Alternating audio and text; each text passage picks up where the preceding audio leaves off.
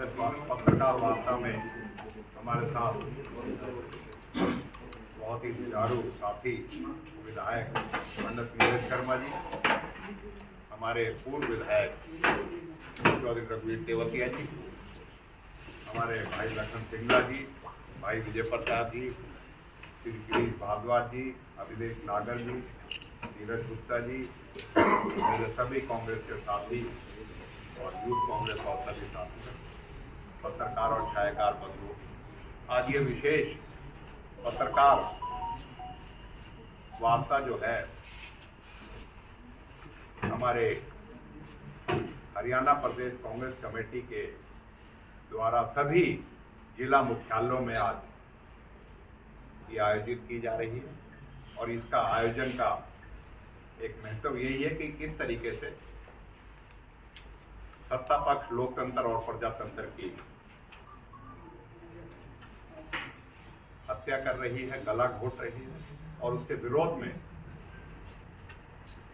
हम सब कांग्रेस जन आपके यहाँ इस पत्रकार वार्ता को करने के लिए इकट्ठे हुए हैं। आप सभी जानते हो साथियों, केंद्र की मोदी सरकार ने जिस तरीके से राहुल गांधी जी की सदस्यता रद्द करी और असंवैधानिक तरीके से इस सारे प्रकरण का अंजाम दिया। राहुल गांधी जी का एक ही कसूर था कि उन्होंने लोकतंत्र को, प्रजातंत्र को मजबूत करते हुए, और जो हमारा लोकतंत्र का मंदिर है पार्लियामेंट में 7 फरवरी को अपनी जो उनको एक जिम्मेवारी थी उसके तहत उन्होंने सवाल पूछा था, और सवाल यही थे कि देश हित में थे, प्रजातंत्र के हित में थे, और सवाल जो है वो प्रजातंत्र में पूछे भी जाएंगे और विपक्ष के तौर पे ये पूछे गया था। और पूछा यह गया था कि किस तरीके से अडानी ग्रुप ऑफ कंपनीज जिसकी बेतहाशा संपत्ति वृद्धि हुई है, और उस संपत्ति वृद्धि में किस तरीके से उन्होंने सबूत के तौर पे, फोटोग्राफ के तौर पे इन्होंने ये सरकार से ये सवाल किया था कि मोदी जी का और मोदी की सरकार का अडानी के समूह से क्या रिश्ता है। और उसमें प्रमुखता जो सवाल थे वो ये थे, विदेश यात्रा पर कितनी बार गौतम अडानी प्रधानमंत्री के साथ सफर किया, गौतम अडानी ने कितनी यात्राओं में प्रधानमंत्री की जब यात्राएं हो जाती थी उसके बाद ज्वाइन किया, या उसके बाद उन देशों में, विदेशों में, उन देशों में उन जाके विजिट किया। प्रधानमंत्री के यात्रा के दौरान किन किन समझौतों पे, किन किन कॉन्ट्रैक्ट्स पे, किन किन जो है अंतरराष्ट्रीय स्तर पे जो कॉन्ट्रैक्ट होते हैं उसमें कितने कॉन्ट्रैक्टों में वो साथ थे। अडानी ने बीजेपी को कितने इलेक्टोरल बॉन्ड दिए, और इस तरीके से अडानी की जो शेल कंपनियां हैं, जो हिंडनबर्ग रिपोर्ट में आया था, 20,000 करोड़ रुपए की शेल कंपनियों में किसका पैसा है जो अडानी के कंपनियों में जिसका निवेश हुआ है, ये सवाल थे। और ये सवाल पूछने पे किस तरीके से आप समझ सकते हो कि क्या एक घटनाक्रम शुरू होता है कि 7 फरवरी को राहुल गांधी जी ने ये सवाल पूछे जाते हैं। एक जो मुकदमा लंबित है 13 अप्रैल 2019 को, जो कालोर बेंगलोर में कर्नाटका में एक चुनावी जनसभा में जो एक वक्तव्य दिया था, एक भाषण दिया था, उसमें उन्होंने सवाल उठाया था कि नीरव मोदी, ललित मोदी और ये जो मोदी जो है इन्हीं के नाम जो है इन घोटालाओं से जुड़े हुए हैं, नरेंद्र मोदी समेत इनके नाम कर लेके कि क्यों नरेंद्र के इस मोदी नाम के सरनेम के जो इस तरीके के है, ये सवाल उठाया गया। इसके खिलाफ 16 अप्रैल 2019 को एक भाजपा के विधायक है पूर्णेश मोदी गुजरात में, वो इसकी शिकायत दर्ज करते हैं। और साथियों, विडंबना ये है कि 7 मार्च 2022 को शिकायतकर्ता अपने आप ही गुजरात हाईकोर्ट में जाके अपनी इस कार्रवाई के विरोध में स्टे लेते हैं, और ये स्टे हाईकोर्ट प्रदान भी कर देता है।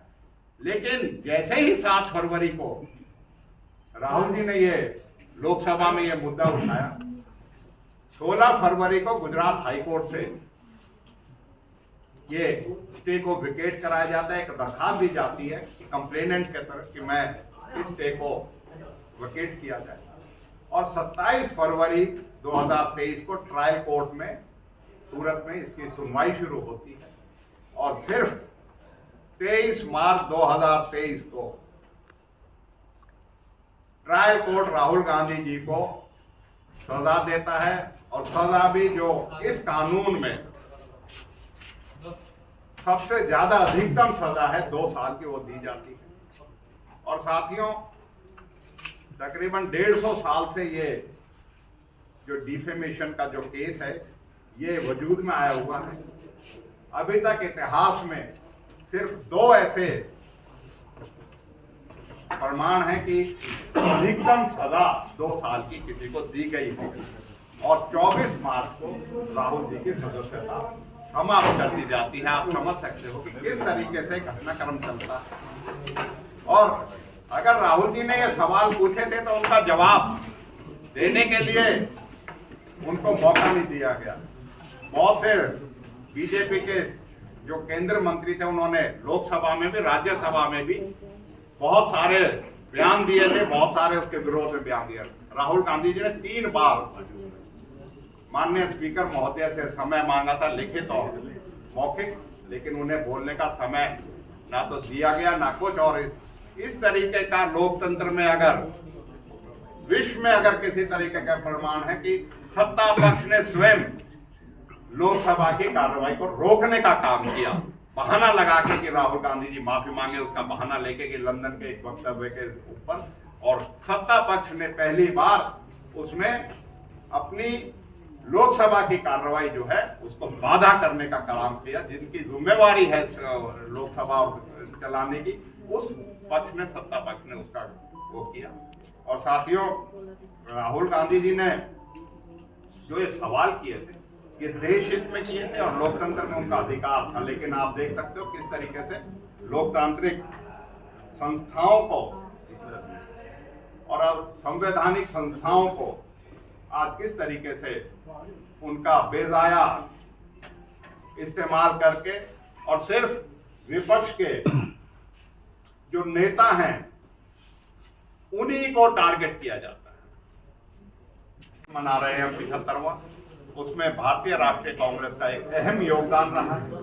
उन्होंने हमेशा प्रजातंत्र को और लोकतंत्र को मजबूत करने के लिए और देश की आज़ादी के लिए अपनी नेताओं ने, कार्यकर्ताओं ने और देशवासियों ने बड़े से बड़ा सर्वोच्च बलिदान भी दिया है। और हम मिलके इस प्रजातंत्र को, लोकतंत्र को बचाने का काम कर रहे हैं और करते रहेंगे। इसके लिए चाहे राहुल जी को, चाहे कांग्रेसियों को कितना मर्जी प्रताड़ित करने का काम किया जाए। और साथियों, इसके साथ साथ मैं एक बात और कहूंगा, जैसे कहा गया, राहुल जी तो इनके निशाने पे हैं ही। इन्होंने विपक्ष के अन्य नेताओं को भी जब जब भी इनको मौका मिला है उसमें कभी कोई कसर नहीं छोड़ी। सरकार गिराने की बात हो उसके लिए ईडी का इस्तेमाल किया जाता है, सीबीआई का इस्तेमाल किया जाता है। आप देख सकते हो किस तरीके से कर्नाटका में, किस तरीके से मध्य प्रदेश, किस तरीके से अन्य प्रदेशों में, चाहे वो राजस्थान हो चाहे अन्य प्रदेश हो, वहाँ ये कोशिश हमेशा चलती रहती है। और इसमें एक बात मैं और कहूंगा, ये ईडी और सीबीआई की जो कार्रवाई है ये सिर्फ जब तक होती है जब तक विपक्ष की, कांग्रेस की सरकार या अन्य सरकारों को गिराने का काम होता है। जैसे ही वो काम हो जाते हैं उसके बाद ये जो अपना ईडी जो है अपने काम को बदल देती है और उसमें इस चीज के लिए बड़े हमारे पास उदाहरण भी हैं, चाहे हेमंत बिस्वा शर्मा हो, चाहे शुभेंदु अधिकारी हो, चाहे नारायण राणे हो, महाराष्ट्र के पूर्व मंत्री हर्षवर्धन पाटिल हो। जैसे ही वो भारतीय जनता पार्टी या उनके सरकार के सहयोगी हो जाते हैं तो जो उनके कुकर्म है या जो उनकी कार्रवाई है वो सारी वॉशिंग मशीन में जैसे कपड़ा धुल के साफ हो जाता है, वो सारे उनके काले करतूत साफ होकर सफेद हो जाते हैं और उनके खिलाफ कोई कार्रवाई नहीं होती। ये संविधान का और संवैधानिक संस्थाओं का दुरुपयोग करके ये सरकार जो है, इसमें लोकतंत्र की आज चुनौती है। उस चुनौती को हम कांग्रेस जन अपने साथियों सहित अपने नेताओं के साथ मिलके पूरे देश में, पूरे प्रदेश में इस तरीके के हम कार्यक्रम चलाएंगे जिससे इस देश के लोकतंत्र को, देश के प्रजातंत्र को हम बचा सकें। और इसी विषय में आज हमने कि सवाल पूछना विपक्ष का अधिकार है।